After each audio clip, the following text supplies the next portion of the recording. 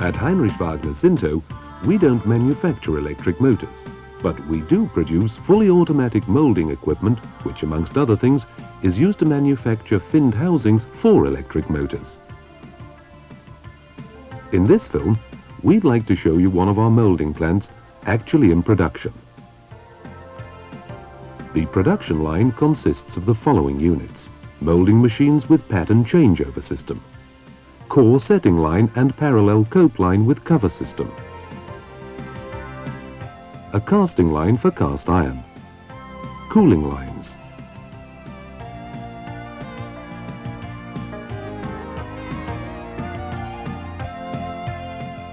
and a special feature, an additional casting and cooling line for aluminium. There's also a punch-out station with 2 shakeout grids, one for cast iron and the other for aluminium.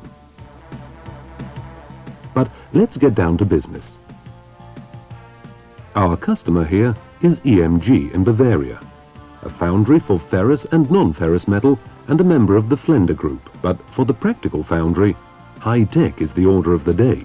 We believe that this is the most modern and efficient line available anywhere today.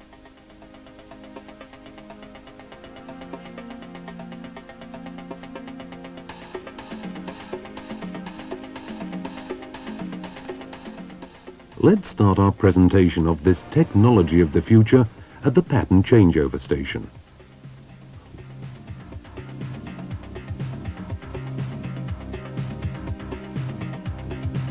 Once the patterns have been prepared, pattern changeover is fully automatic within the line operating cycle.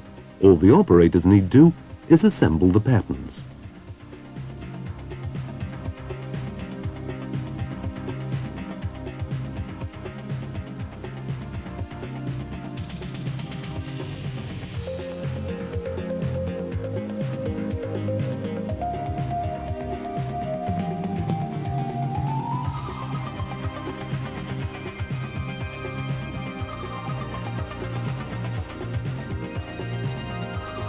The replaced patterns are automatically fed out of the line, completing the pattern changeover.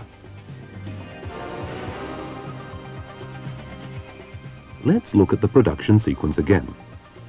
After shakeout, the mold boxes are transported by rail-bound pallet bogies to the molding line. The cope and drag are separated, raised and fed into the molding line.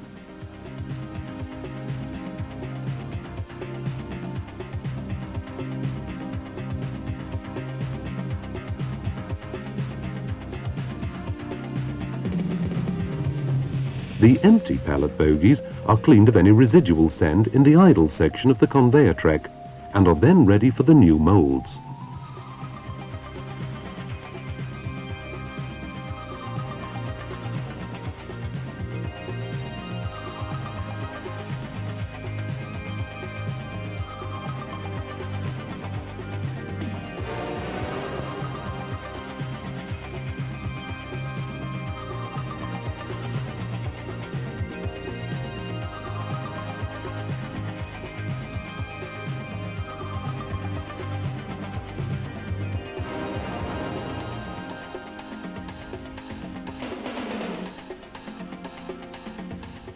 Meanwhile, the boxes are cleaned and transported to the heart of the production line, the Seiatsu molding machine.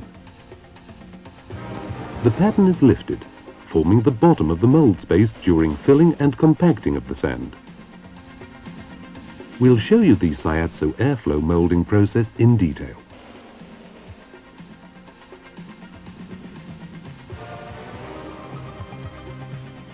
The hydraulic power driving the molding machine is generated by a central hydraulic unit, a crucial element for operational safety. With an hourly production rate of 100 patterns, you need an efficient supply of sand. There are large sand storage hoppers containing prepared sand directly above the molding station. And this is the Seiatsu molding sequence. The pattern moves into the box from below. Sand flows into the box.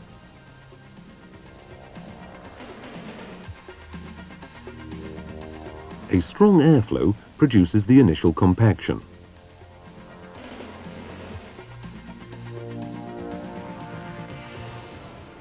followed by pressing for the final compaction.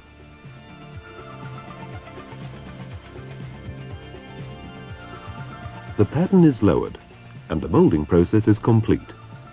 The unit is ready for the next mould box, and the cycle starts again.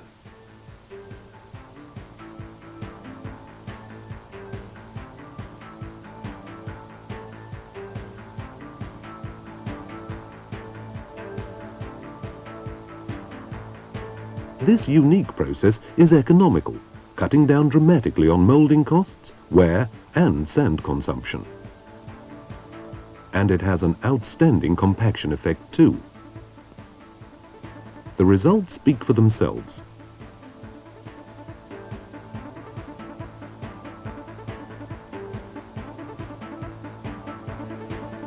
At the end of the process, the pallets are all turned here. The drag is placed on a pallet bogie, while the cope is transferred to a parallel line.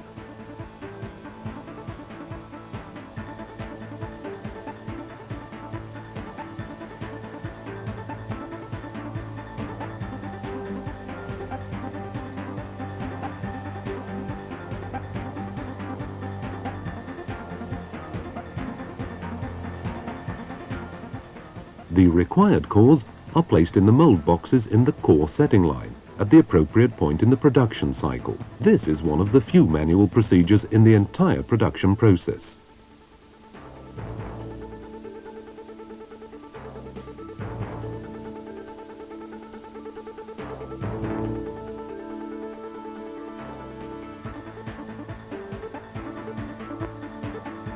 Before the drag and cope enter the covering station, an automatic boring device locates the correct position in the cope, according to the individual program, and drills the sprue opening.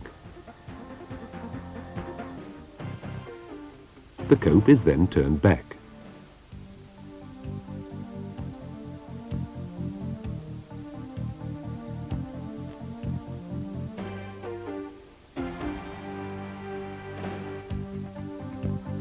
The pallet bogie, containing the drag, moves to the covering station directly below the cope, which is placed on top of the drag and clamped together.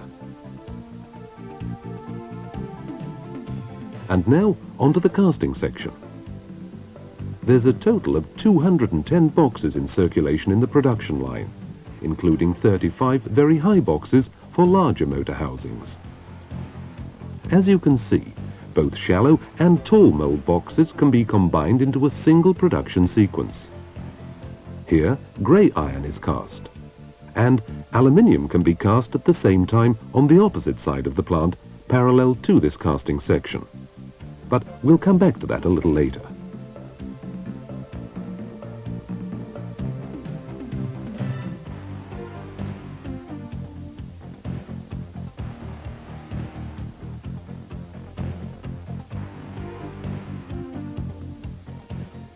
There are two transfer trucks integrated into the end of the casting section, providing the transfer from the casting section to the cooling line. To save space, the cooling section is equipped with a cooling frame with 3 levels, each containing 3 adjacent lines.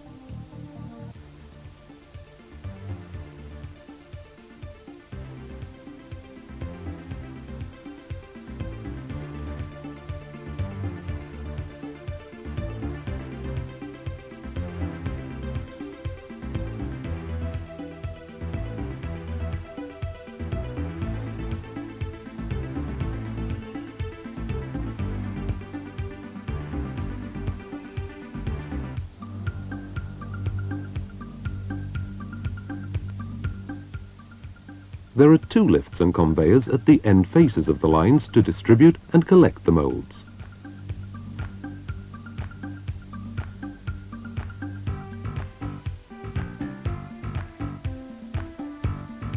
At the back of the cooling frame is the aluminium casting and cooling line. The same mould boxes are used as for grey iron.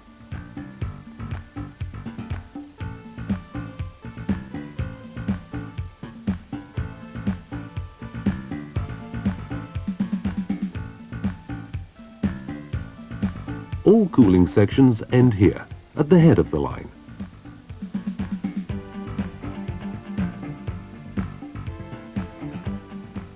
cooled molds leaving the cooling section are transported to the respective shakeout grids by a movable punch-out unit.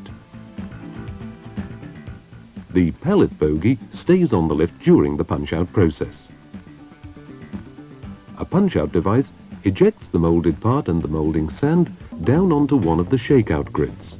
In this case, the part is in grey iron. The castings are separated from molding sand, sprues and returns on the vibrating shakeout section. A manipulator picks up and sorts the castings. The image of foundries of past decades can be forgotten. All workstations are operator-friendly, offering a working environment that meets the needs of today's workforce. The molding line we've just seen is clear proof of the technological leadership of Heinrich Wagner Sinto Maschinenfabrik.